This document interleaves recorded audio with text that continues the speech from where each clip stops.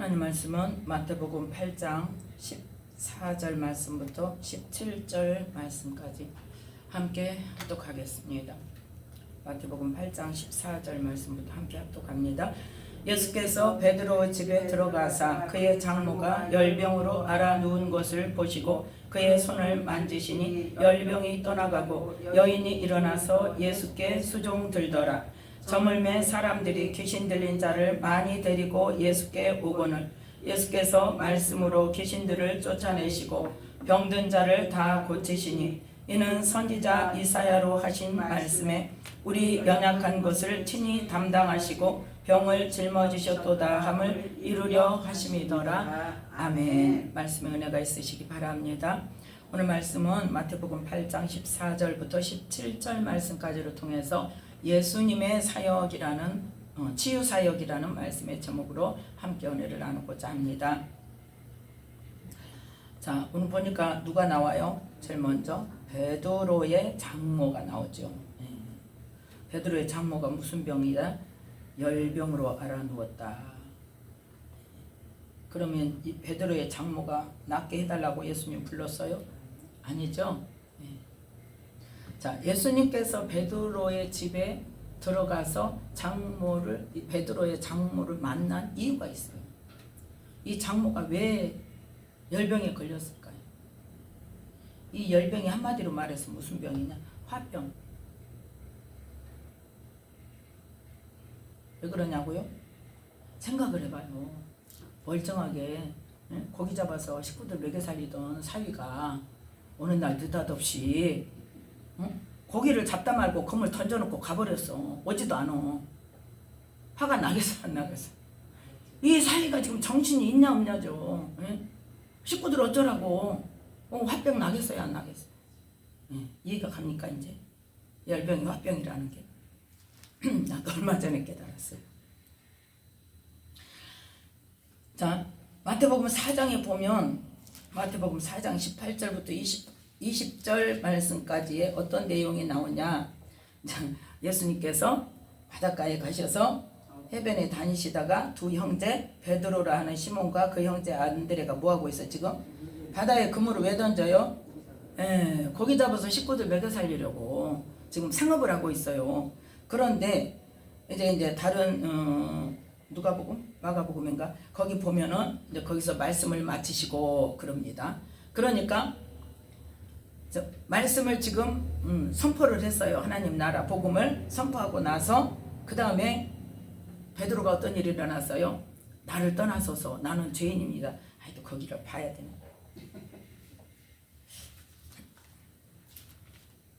저기를 안 해놨는데 표시를 안 해놨는데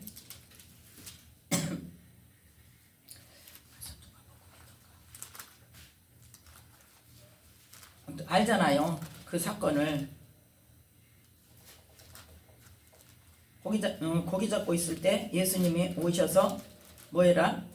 이제 말씀을 전하시고 나니까 그 말씀을 듣고 자 누가복음 5장 지금 동일한 사건입니다. 누가복음 5장 1절에 보면 1절 2절 함께 있습니다. 무리가 몽이하여 하나님의 말씀을 들을새 예수는 게네사렛 호숫가에 서서 호숫가에 두 배가 있는 것을 보시니 어부들은 배에서 나와서 그물을 씻는지라. 아멘. 자, 지금 배에서 나와서 그물을 씻어서 지금 일이 끝났다는 거예요. 이제 시작한다는 거예요. 끝났다는 거죠. 그래서 그물을 씻고 있어. 끝났어요. 근데 이제 고기를 잡았어요? 못 잡았어요? 못 잡았어요. 그런데 3절에 보니까 어떤 사건입니까? 3절에는 배에서 무리를 가르치셨더니 배에서 무리를 가르쳤어요. 하나님 말씀을 선포를 했어요. 4절 함께 읽습니다. 말씀을 마치시고 시몬에게 이르시되 깊은 데로 가서 그물을 내려 고기를 잡으라. 아멘. 지금 고기 잡이 끝났어. 그물 다 씻었어요. 저녁 왜 그 호숫가에서는 언제만 고기를 잡아야 돼? 밤중에 깜깜할 때만 잡아야 돼요. 그래서 5절에 보니까 왜 그걸 아냐? 밤이 맞도록 수고하였으되 어쨌더라? 얻은 것이 없었어. 그런데 말씀을 마치시고 났다는 것은 뭐예요? 이미 고기 잡을 수 있는 시간이 지났다는 이야기. 그 시간이 지났는데 시몬에게 뭐라고 말씀하세요? 깊은 데로 가서 그물을 내려 고기를 잡아라. 그랬더니 시몬이 뭐라고 하냐? 우리들이 밤이 맞도록 수고를 하였을 때 얻은 것이 없지만 예수님이 말씀하시니까 내가 그물을 내릴게요. 근데 그 이전에 베드로는 예수님을 만난 적이 있어요. 언제일까요?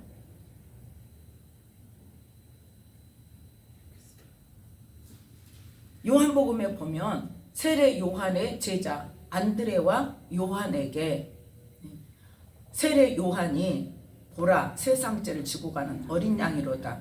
그때에 그 두 제자가 누구한테 갔다? 그 세례 요한의 말을 듣고 나도 누군지 몰랐는데 성령께서 가르쳐 주셨다. 그래서 이제는 안다. 저분이 바로 세상죄를 지고 가실 어린 양이다. 그러니까 그 말을 듣고 두 제자가 예수님께 갔단 말이에요. 그러면서 그러고 나서 어쨌어요? 그 두 제자가 예수님을 만나고 나서 가서 자기 형제들을 데리고 왔어요. 그때가 언제냐? 광야로 가시기 전이에요. 광야로 가시기 전.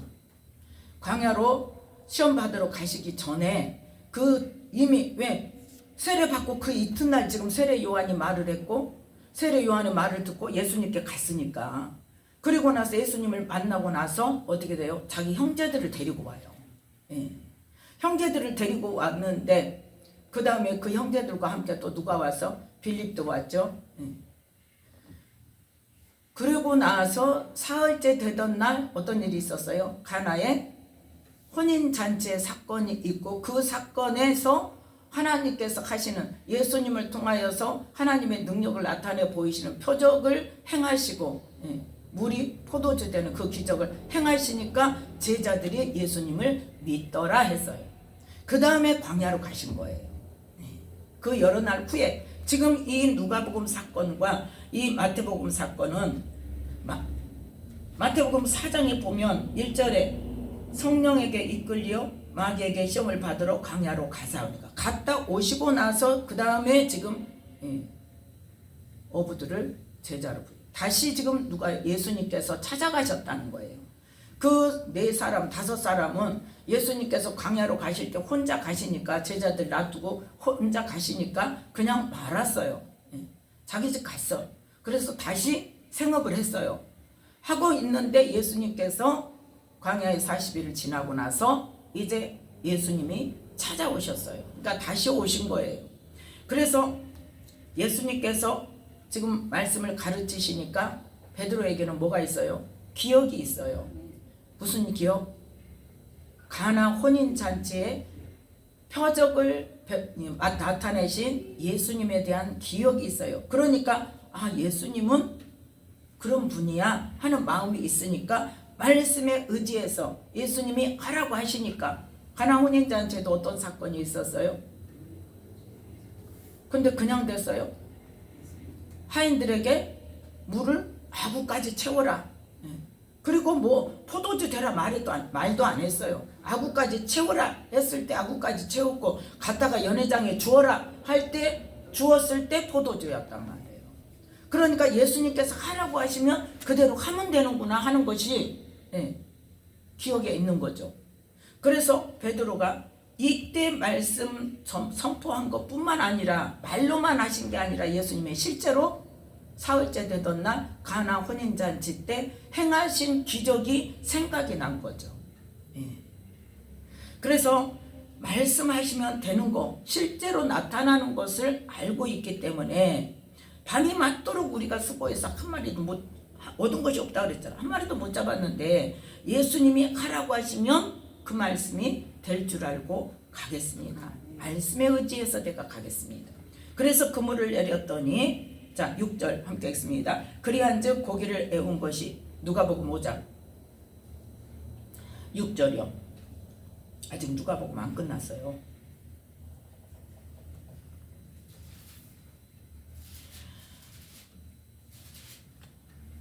누가복음 5장 6절 함께 읽습니다. 그리한즉 고기를 애운 것이 심히 많아 그물이 찢어지는지라. 그래서 이제 다른 배에 있는 동물을 손짓해서 도와달라 하니까 두 배 나눠서 채웠는데도 배가 잠길 정도로 그 정도로 많이 잡게 되었죠. 그때 베드로가 다시 이제 어때요? 이제 확실하게 안 거죠. 그래서 8절 함께 읽습니다. 시몬 베드로가 이를 보고 예수의 무릎 아래 엎드려 가로되 주여 나를 떠나소서 나는 죄인이로소이다 하니. 자 10절 11절 함께 읽습니다. 세베대의 아들로서 시몬의 동업자인 야고보와 요한도 놀랐습니다. 예수께서 시몬에게 일러 가라사대 무서워 말라 이제 후로는 네가 사람을 취하리라 하시니 저희가 베드를 육지에 대고 모든 것을 버려두고 예수를 쫓으니라. 아멘. 누가?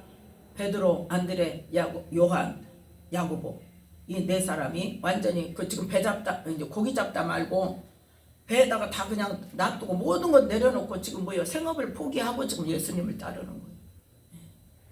정말 예수님께서 나의 영생을 책임지실 분이라는 믿음이 있다면 세상에 어떤 것도 우리는 버릴 수 있어야 돼요. 모든 것을 버려두고 예수를 쫓으니 가장 귀중한 것이 무엇인가가 우리 안에서 우리의 심령 안에서 중심이 서야 돼. 뭐가 중요한가? 그래서 예수님 뭐라고 말씀하십니까? 육체를 죽이는 자 두려워하지 말아라. 영과 혼을 죽이고 살리는 누구를 두려워해라? 하나님을 두려워해라. 이 말은 지금 갑자기 생각나니까 합니다. 어느 날 기도하는데 제가 이제 내적 주요 하면서 할 때예요. 아직 주님을 못 만나고 내적 주요 하는 과정에 있을 때 저 기도하는데 하나님께서 저에게 마음속에 너는 나의 진주다 라는 말씀을 주시더라고요. 신나요 안 나요? 신나죠. 네, 너는 나의 진주다. 진주 뭐예요? 귀한 거잖아요. 보석이잖아요. 그래서 과연 진주가 어떤 의미가 있을까 막 찾아봤어요. 사전도 찾아보고 막 인터넷도 찾아보고 진주에 관한 것을 막 다 찾아봤어. 근데 진주는 어떻게 만들어져요? 고통을 통해서 만들어지잖아요. 그래서 고통을 통해서 만들어져서 이제 만들어졌다는 이야기인가? 하나님이 기뻐하신다는 이야기인가? 그런데 뭔가 100%가 안 되는 거예요. 100%가 내 마음에 이거구나 한 마음이 안 들어. 뭔가 있을 것 같아요. 그런데 어느 날 성경을 보는데 그 마태복음에 보면은 뒤쪽에 진주에 관한 이야기가 나오죠. 그 장사가 어쩐다? 귀한 진주를 찾다가 귀한 진주를 만나면 어쩐다? 자기의 전 재산을 팔아서 그 진주를 산다. 거기에서 딱 멈췄어요. 하나님의 모든 것을 주고 나를 샀다는 거. 예수님의 생명을 주고 나를 샀다는 거예요. 내가 귀한 게 아니라 하나님께서 그렇게 내 한 생명을 위해서 자기의 하나님의 아들이신 예수님의 생명을 주셨잖아요. 생명을 주고 전 재산 정도가 아니라 생명까지 주고 나를 사셨다는 거예요. 그걸 깨닫게 하시는데 이거구나. 내가 뭘 어째갖고 내가 뭐 빛나가지고 내가 보석이어서 내가 귀해서가 아니라 하나님께서 나를 그렇게 귀하게 여기시고 예수님의 그 생명 전 생명을 다해서 나를 사셨다는 것을 깨닫게 하셨어요. 그러니까 우리는 성경을 어떤 관점으로 보느냐, 어떤 말씀을 기도하면서 어떤 말씀을 받았을 때 하나님께서 어떤 의도로 말씀하셨고 내가 하나님의 무엇을 깨달아 알아야 되는지를 우리는 끝까지 그게 확실하게 잡힐 때까지 기도해야 돼요. 그래서 오늘 이 베드로가 어떤 상황에서 어떻게 지금 예수님을 따르게 됐는가를 지금 이야기를 나누었습니다. 성경을 근거로 해서. 그래서 이 베드로가 다시 이제 마태복음 5장으로 돌아옵니다. 8장으로. 이 지금 고기 잡으러 나간 사위가 어느 날 갑자기 장모 입장에서 볼 때는 기가 막히잖아요. 없어졌어. 오지를 않아. 고기를 많이 잡아가지고 집에 들어와야 되는데 그래서 팔아서 식구들 먹을 돈을 만들어서 갖고 와야 되는데 생활비를 갖고 와야 되는데 아예 사람조차 오지를 않아. 그런데 말을 들으니까 어때? 누구 따라갔대? 정신이 있는 거예요, 없는 거예요? 정신이 없는 거지. 기가 막히는 거지. 그 시절에는 어때요? 여자가 나가서 돈 벌어 사는 시대예요? 아니잖아요. 남자가 벌어서 먹고 사는 시대인데, 근데 이 전 식구의 생계를 책임져야 할 이 사위가 나가가지고 누구를 따라가고 오지를 않는단 말이에요. 그러니 화가 나왔나? 화병이 났어. 이제 어떻게 할 것인가? 그래서 화병이 나서 누워 있었단 말이에요. 그런데 예수님은 그걸 아신다, 모르신다? 아시죠. 그래서 베드로의 장모를 치료해 주시기 위해서 예수님께서, 보세요, 베드로가 우리 집 갑시다, 우리 장모가 병들었어요 했습니까? 아니잖아요.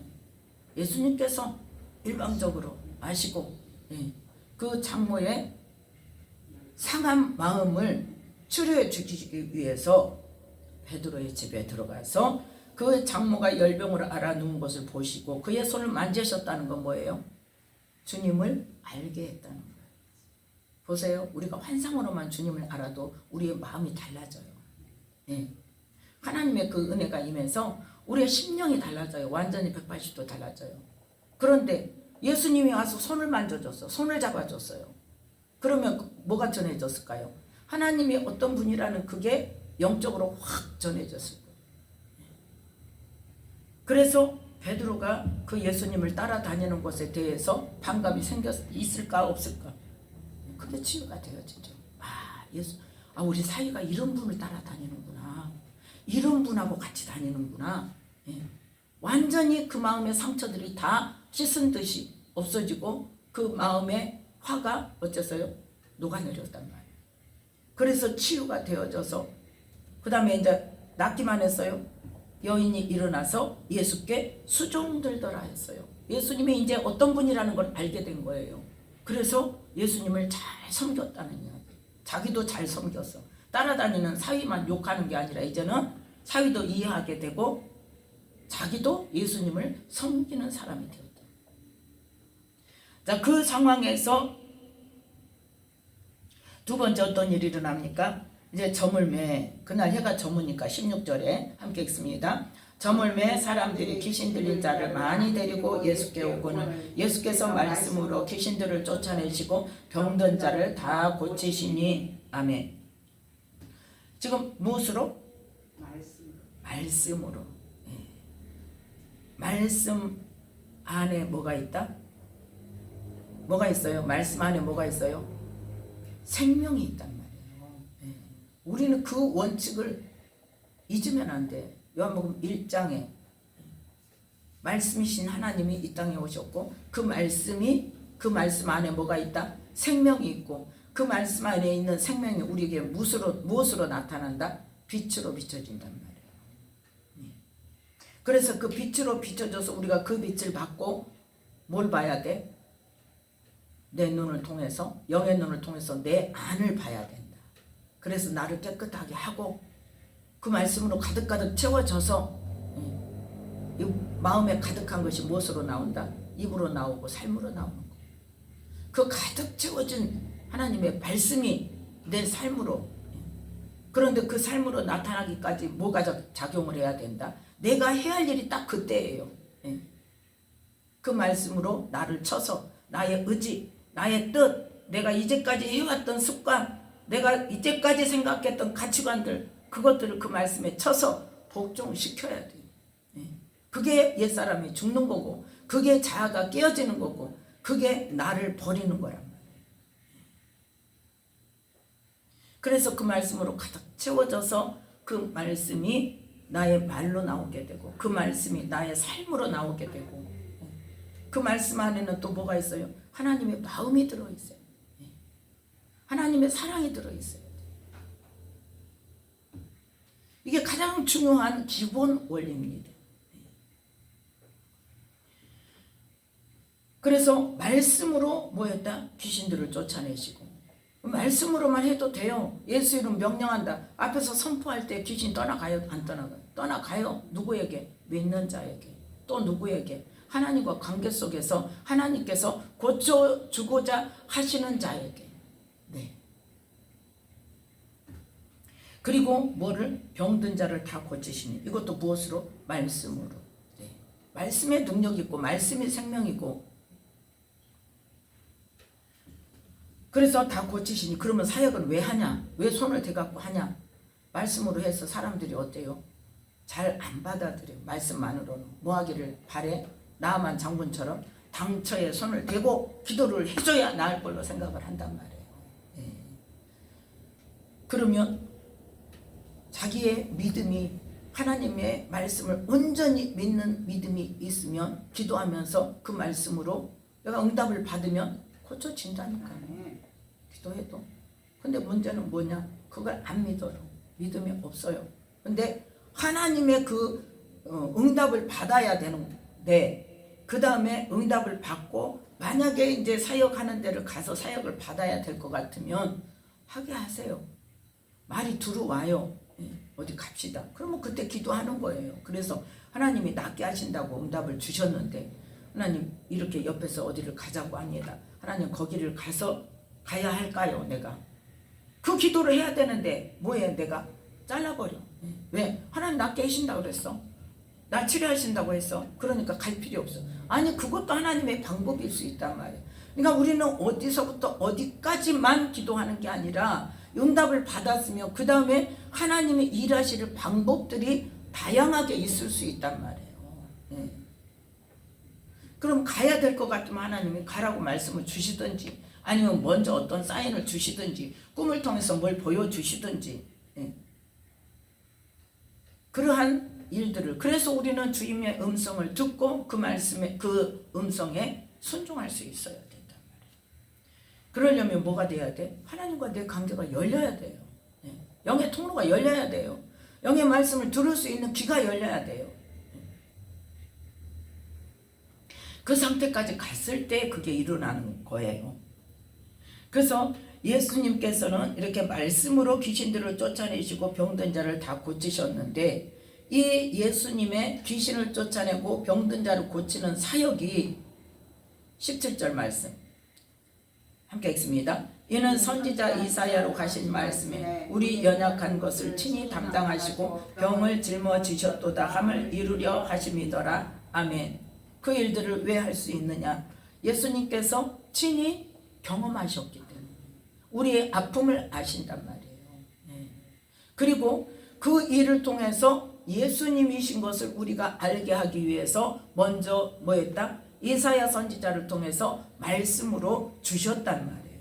그 말씀을 이제 실제로 우리에게 보여주시는 거예요.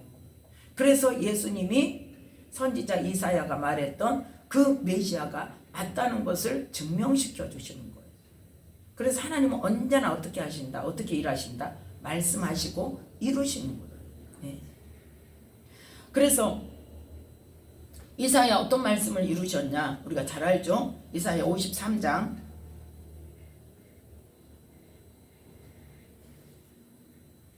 이사야 53장 6절 말씀. 가장 먼저 하신 일. 자, 6절 말씀 함께 있습니다. 우리는 다 양 같아서 그릇 행하여 각기 제 길로 갔거늘 여호와께서는 우리 무리의 죄악을 그에게 담당시키셨도다. 아멘. 그래서 우리가 언제? 우리가 연약할 때, 우리가 어떻게 했을 때, 우리가 아직 죄인 되었을 때. 마태복음 아니 로마서 4장을 보겠습니다. 로마서 4장 25절 말씀. 우리가 아직 죄인 되었을 때 25절 함께 읽습니다. 예수는 우리 범죄함을 위하여 내어줌이 되고 또한 우리를 의롭다 하심을 위하여 살아나셨느니라. 아멘. 우리의 범죄함을 위해서 내어줬어요. 그래서 로마서 5장 6절에 보면 언제? 우리가 아직 연약할 때, 기약대로. 어떤 기약? 하나님께서 그렇게 하시겠다는 그 약속의 말씀대로 메시아로 오신 예수 그리스도께서 경건치 않은 자를 위하여 죽으셨다는 거예요. 그 다음에 로마서 5장 8절에 우리가 어떻게 했을 때? 우리가 아직 죄인 되었을 때 그리스도께서 우리를 위하여 죽으심으로 하나님께서 우리에게 대한 자기의 사랑을 확증하셨느니라. 하나님이 세상을 이처럼 사랑하사 독생자를 주셨습니다. 그 독생자를 무엇으로? 우리의 대속 제물로 우리의 죄를 담당하게 하셔서 우리의 죄와 상관없이 하나님의 영이신 아들의 영이신 성령님을 우리 안에 보내시기 위해서 그 죄 문제를 담당하게 하셨다. 그래서 예수님께서 우리 죄를 담당하셨기 때문에 원수마귀가 우리 죄 가지고 우리를 정죄할 수 없다는 거예요. 그래서 어느 누구도 정죄할 수 없어요. 우리가 죄 있어요 없어요? 있어요. 그런데 이미 지금 예수님께서 생명으로 피로 값주고 우리를 사셨어요. 그래서 원수마귀가 우리에게 죄 문제로 정죄를 한다 할지라도 예수님께서 어떻게 하신다? 내 거야. 너 손대지 마. 내가 알아서 해. 그런데 그걸로 해서 우리의 죄가 없어진 거냐? 그게 아니라는 거예요. 언제 보자는 거예요? 심판 때 보자는 거예요. 왜? 우리에게 말씀을 주셨고 우리에게 성령께서 와 계셔서 그것을 거룩한 삶으로 이끌어 갈 수 있는 하나님께서 하실 일은 다 끝내셨다니까요. 그러면 그 말씀에 의지해서 그 말씀을 믿음으로 내 것으로 내가 실제적으로 나를 적용시켜서 말씀과 성령의 가르치심, 깨닫게 하심, 또 생각나게 하심으로 그 말씀으로 나를 쳐서 죄 문제를 해결하느냐? 그거는 누가 할 일이에요? 내가 할 일이에요. 그래서 그것을 했느냐? 그것을 했다면 네가 정말 예수님의 말씀을 믿는 것으로 인정받는 것이 심판대에서 할 일이란 말이에요. 내가 너를 안다. 아니면 내가 너를 도무지 알지 못한다. 불법을 행하는 자들아 내게서 떠나가라. 그 근거가 뭐다? 말씀이라는 거죠. 그래서 자 10절에 보니까 로마서 5장 10절에 곧 우리가 원수 되었을 때 그 아들의 죽으심으로 말미암아 하나님으로 더불어 화목되었은즉 화목된 자로서는 더욱 그의 살으심을 인하여 구원을 얻을 것이니라. 그래서 성령님이 하나님과 우리 사이에 예수님께서 우리를 화목케 하셨기 때문에 화목한 관계가 되어져서 성령이 우리 안에 오시고 우리는 아버지 보좌 앞에 담대히 나아갈 수 있는 거예요. 자, 이 은혜를 주실 것을 언제? 이사야 53장 6절을 통하여서 우리 무리의 죄악을 그에게 담당시키셔서 우리에게 어떤 일을 행하실 것인지를 말씀하셨다는 거죠. 그래서 이 53장 5절에 보니까 5절 함께 읽습니다.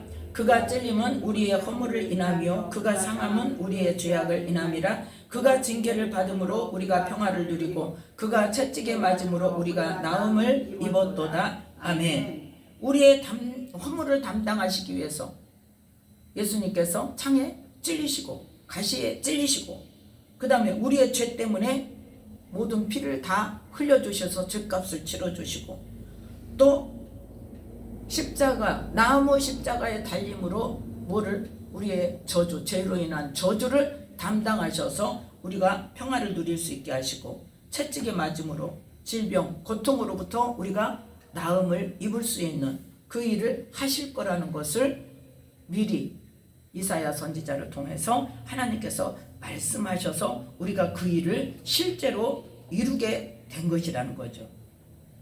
자, 그래서 이 히브리서 2장을 보면 히브리서 2장 18절 말씀, 그 말씀에 대한 말씀이에요.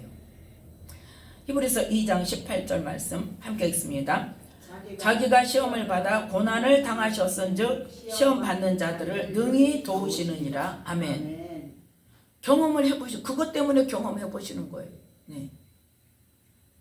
그 다음에 히브리서 4장 15절 16절 말씀 함께 읽습니다. 우리에게 있는 대제사장은 우리 연약함을 체휼하지 아니하는 자가 아니요 우리 모든 일에 우리와 한결같이 시험을 받은 자로 돼 죄는 없으시니라. 그러므로 우리가 긍휼하심을 받고 때를 따라 돕는 은혜를 얻기 위하여 은혜의 보좌 앞에 담대히 나아갈 것이니라. 아멘. 우리가 죄가 있다고 허물이 있다고 우리의 슬픔이 있다고 하나님께 못 나가는 게 아니라 담대히 하나님께 나아가서 하나님의 긍휼하심 예수님께 그 때를 따라 돕는 은혜를 구하는 그래서 구하는 자에게 주시는 하나님의 은혜 그것을 실제가 되도록 하라는 거예요. 그러니까 뭐 해야 된다는 거예요? 우리가 기도를 해야 된다는 거예요. 나의 슬픔을 내놔야 돼. 하나님 앞에 고백을 해야 돼요. 나의 아픈 고통을 하나님 앞에 고백을 해야 돼요. 나의 심령 가운데 상처들, 너무나 많은 분노들, 억울함들, 인정받지 못한 것에 대한 그 애통함, 그러한 것들을 하나님 앞에 내 안에 있는 것을 고백하란 말이에요. 고백하면서 뭐 해야 해? 하나님 도와주세요. 때를 따라 돕는 은혜를 구한단 말이에요. 내가 이렇게밖에 안 됩니다. 지금 하나님은 어떻게 하라고 하셨는데, 모든 사람으로 더불어 화평함과 거룩함을 이루라고 하셨는데, 이것이 없이는 아무도 주를 보지 못하리라고 하셨는데, 나는 화평함을 지금 못 실행하고 있습니다. 하나님 나를 도와주세요. 내가 모든 사람으로 더불어 화평하기를 원합니다. 내 마음의 이 상처들, 이 아픔들을 하나님 해결해 주세요. 도와주세요. 치료해 주세요. 하고 주님 앞에 나가서 그 아픈 마음, 감정들을 쏟아 놓을 때, 그 전에는 어때요? 감정들이 막 쌓여가지고 그것을 내 안에서 꽉 뭉쳐 있단 말이에요. 풀어내지 않으면 하나님의 은혜가 들어갈 수가 없어요. 왜? 내가 스스로 막고 있기 때문에. 하나님이 주신 은혜도 쳐버려요.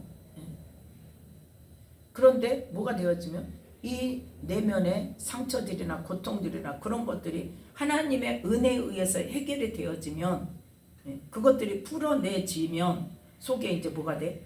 비어있는 상태가 되죠. 그걸 풀어내면, 그래서 그 비어있는 상태의 말씀과 은혜로 채워서, 그러면 이제 어떤 사람이 될 수 있어요? 화평함과 거룩함을 이룰 수 있는 사람이 될 수 있단 말이에요. 그 심령의 치료를 하나님께서는 먼저 하기를 원하신단 말이에요. 자, 그래서 이사야 61장을 이루시는 거예요. 이사야 61장 1절부터 3절 말씀. 성령이 임하시면 가장 먼저 하나님께서 하기를 원하시는 게 보다 내적 치유, 마음의 치유, 심령 치유, 감정 치유, 상한 감정, 쉽게 말해서 상한 감정 치유. 자, 이사야 61장 1절부터 3절까지 함께 읽습니다. 주 여호와의 신이 내게 임하셨으니 이는 여호와께서 내게 기름을 부으사 가난한 자에게 아름다운 소식을 전하게 하려 하심이라. 나를 보내사 마음이 상한 자를 고치며 포로된 자에게 자유를, 갇힌 자에게 노임을 전파하며 여호와의 은혜의 해와 우리 하나님의 신원의 날을 전파하여 모든 슬픈 자를 위로하되 무릇 시온에서 슬퍼하는 자에게 화관을 주어 그 죄를 대신하며 희락의 기름으로 그 슬픔을 대신하며 찬송의 옷으로 그 근심을 대신하시고 그들로 의의 나무 곧 여호와의 심으신 바 그 영광을 나타낼 자라 일컬음을 얻게 하려 하심이니라. 아멘. 그래서 먼저 뭘? 마음의 상한 마음, 상한 감정을 치유하고 나면 그 아픔, 고통을 통해서 역사하고 있는 원수마귀가 어떻게 된다? 힘을 잃게 돼요. 그때 이제 축사를 하는 거예요. 그래서 갇힌 자에게 노임을, 포로된 자에게 자유를 주시는 하나님의 은혜를 경험할 수 있는 거예요. 그 내적 치유와 내적인 상처 치유가 제대로 되지 않으면 이게 부분적으로밖에 안 돼요. 왜? 내가 그걸 깊이 못 받아들여요. 이번에 참배 갔을 때도 그 식사를 하고 누가 옆에서 자꾸 이야기를 이제 뭘 이제 영적인 거를 물어보고 이렇게 받은 은혜를 저기 하고 자기가 저 기도 받을 때 어떤 저기가 상황이 일어나고 이런 것에 대해서 이제 이야기를 하고 있는데 이제 거의 식사들이 다 맞춰서 주방에는 이제 설거지를 하고 있고 그러는데 지금 조금 남은 거를 이제 먹다 말고 지금 이야기를 자꾸 옆에서 하니까 같이 이야기를 하고 있으니까 지금 접시가 안 나가는 거예요. 그러니까 이제 사모님이 이제 옆에서 얼른 접시를 내줘야지 그렇게 이야기만 하고 있으면 어떡하냐. 예. 맞는 말이에요, 틀린 말이에요? 맞는 말이에요, 틀린 말이에요? 아니 생각을 해봐요. 어때요? 생각이 어때요? 맞는 말이에요, 틀린 말이에요? 대답을 해봐요. 나 같으면 어쩌겠는가? 그 말을 듣고 기분이 나쁠 것인가? 아니면 얼른 해서 얼른 마무리해서 접시를 갖다 주는 게 맞는 것인가? 육적으로 생각하면 얼른 갖다 주는 게 맞겠지. 근데 영적인 생각은 영적인 게 더 중요하니까 그걸 얘기를 더 해야지. 그게 아니고 내가 지금 그걸 이야기하려고 하는 게 아니고 갖다 주고 가서도 얼마든지 이야기할 수 있어요. 근데 내가 거기서는 지금 사모님이 이야기하는 건 뭐냐, 얼른 설거지를 빨리, 그 사람들도 빨리 끝내야지. 언제까지 설거지 하나 나오면 하고 이렇게 할 수 없으니까 빨리 마무리를 할 수 있게 해라. 그 말이 옳은 말이에요. 여러 사람을 그 객관적인 입장에서. 그래서 얼른 마무리해서 얼른 봅시다. 혼났어. 내가 그랬어요. 그러면서 이제 얼른 마무리하고 있는데 옆에서 다른 사람이 뭐라고 하냐, 목사님 성격 정말 좋으시다, 막 이런 거예요. 예. 그러면 그 말은 무슨 말이에요? 나는 나한테 저렇게 말했으면 나는 화가 났을 거라는 거죠. 그걸 이야기하고 싶은 거예요. 예. 근데 거기다 대고 내가 치유받은 사람은 이렇습니다 하는, 사실은 뭐 때문에 그래? 나는 치유를 받았기 때문에 그 말이 상처가 안 돼.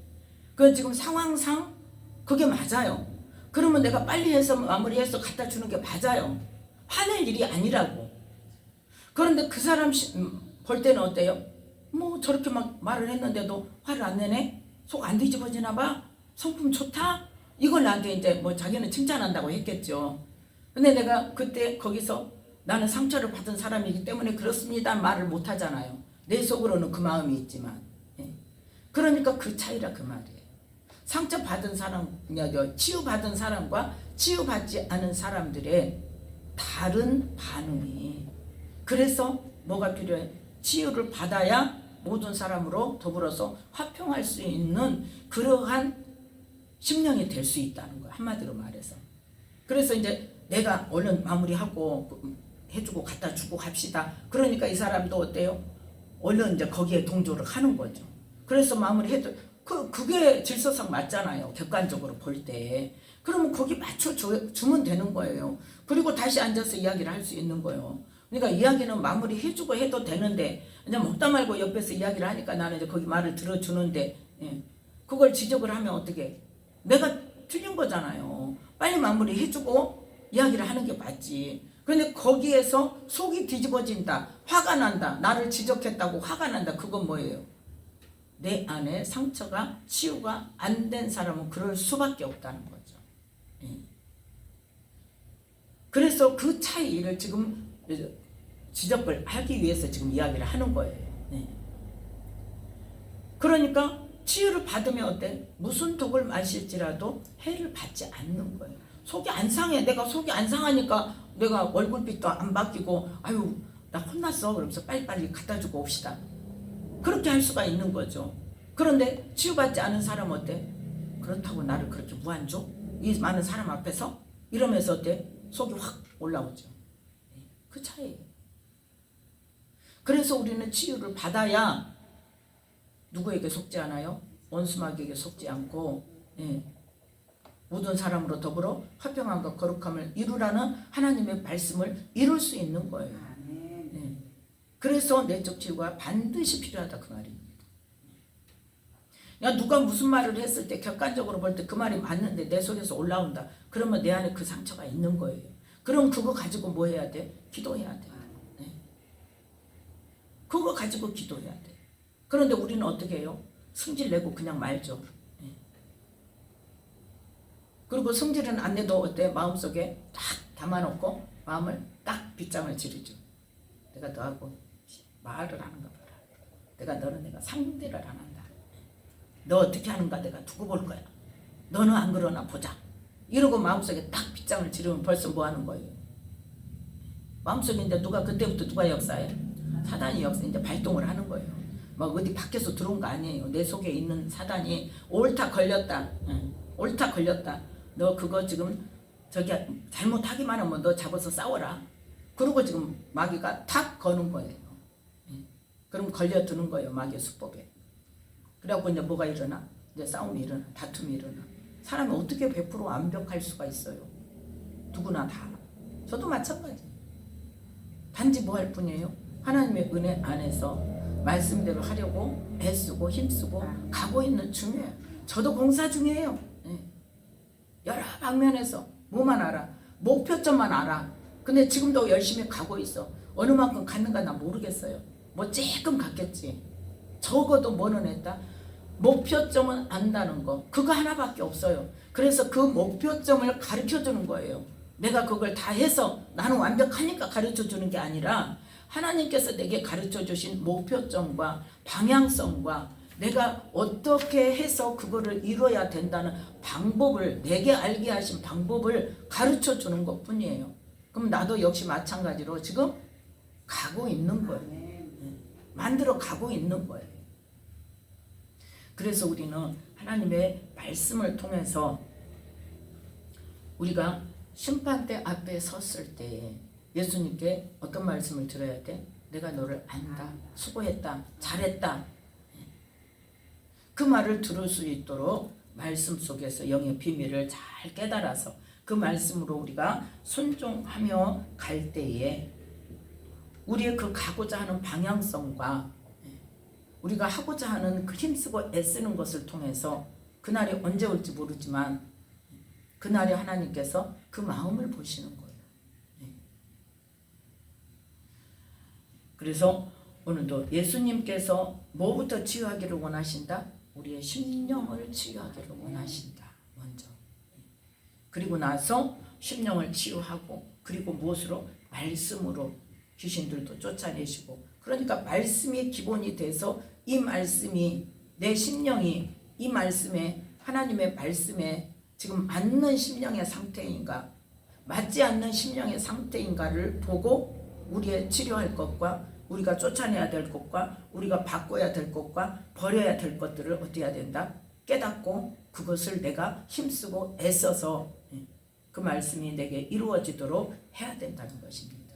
그래서 예수님께서 우리에게 치유 사역을 하신 것처럼 우리도 내 자신에게 먼저 똑같은 치유를 하나님 앞에 의지해서 뭐하면서 은혜의 보좌 앞에 담대히 나아가서 때를 따라 돕는 은혜를 구하면서 우리의 모든 삶을 이루어감으로 주님 앞에 섰을 때 잘했다 칭찬받는 저와 여러분이 되시기를 예수님의 이름으로 축복합니다.